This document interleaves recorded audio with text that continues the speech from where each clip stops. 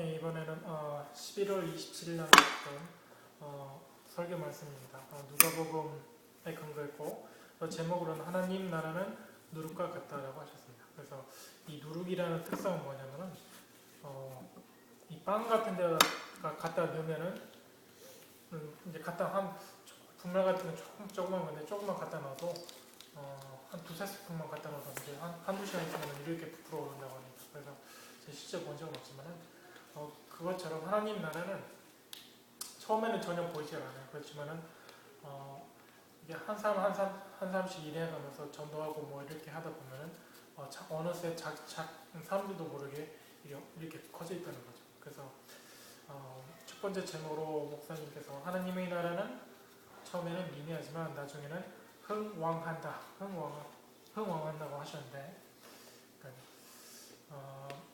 예를 한 가지 드셨습니다. 목사님께서 팔레스타인 시위는 처음 12명에서 시작된 시위였지만은 곧 인터넷을 타고 이렇게 사람들에게 알려져고 전 세계로 퍼져나갔다고 합니다. 그래서 이런 것처럼 물론 이게 지금 하나님 나라의 일은 아니었지만은 하나님의 나라는 이거보다 더하면 더했지 하진 않았다는 거예요. 그래서 1번 복음은 세계 문화에 깊은 영향을 미쳤다 했습니다.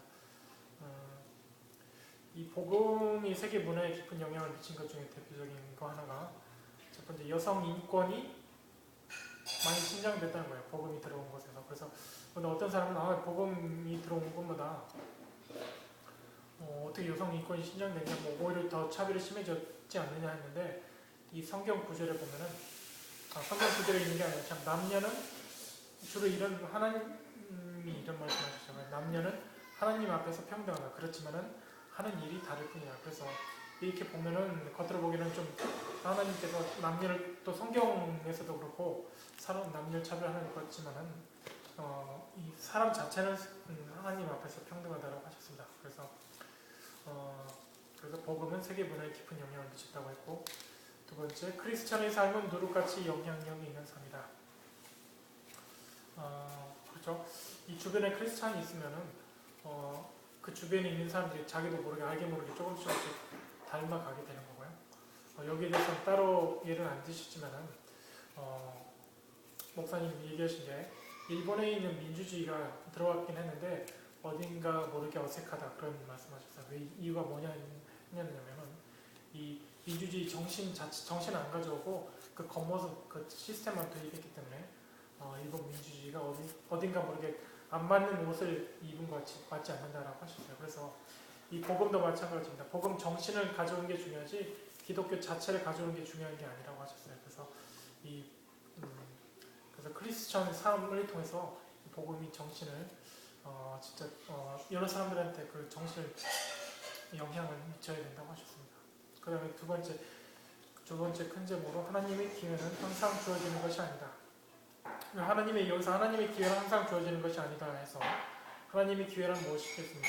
기회라는 것은 쉽게 말하면 누구를 전도할 기회죠. 그래서 이 사람을 전도할 기회가 항상 주어지는 게 아니라 물론 하나님이 항상 뒷받침을 해주시지만은 이 버스가 항상 오는 게 아니라고 하셨죠. 그래서 자기가 지금 전도하고자 하는 이 사람이 또 이 사람에 대한 기회가 마지막일 수도 있고 또 막 예를 들어 오늘 이 사람을 전도 안 하면 내일 당장 한국으로 가버릴 수도 있고 이런 예를 드셨고요. 그 다음에 이런 사람 미국에 와서 이제 휴스턴 이 교회에서 영접하고 잘 믿다가 곧 한국에 돌아갈 사람들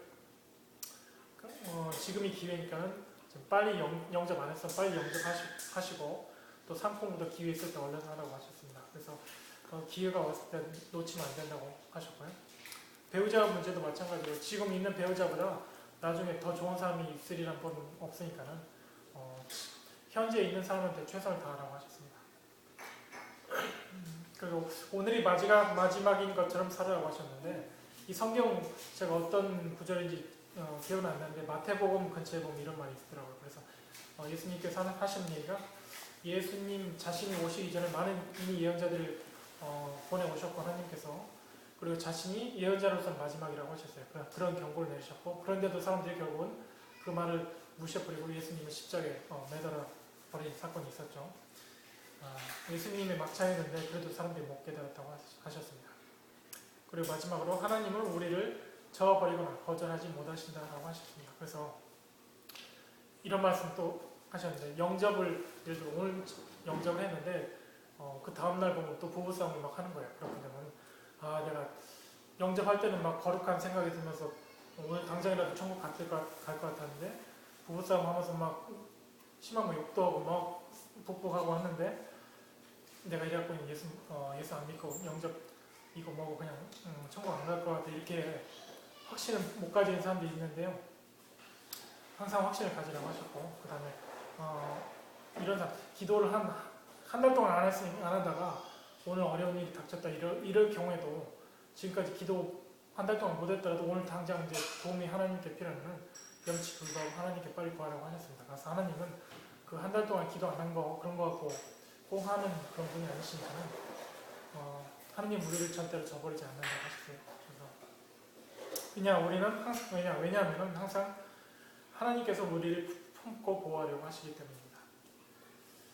그 다음에 마지막 하신 얘기가, 천국은 좁은 문이라 해서 활짝 열린 대문이 아니기 때문에 우리가 스스로 알아서 들어가야 되고, 목사님 개인적인 생각으로서는 지옥은 우리가 보내지는 게 아니고 우리가 스스로 찾아가게 되는 거예요. 그래서 영접을 안 한 사람이면은 빛을 못 따라가는 사람은 결국 어둠으로 갈 수밖에 없는 거고, 그런 식으로 설명을 하셨습니다.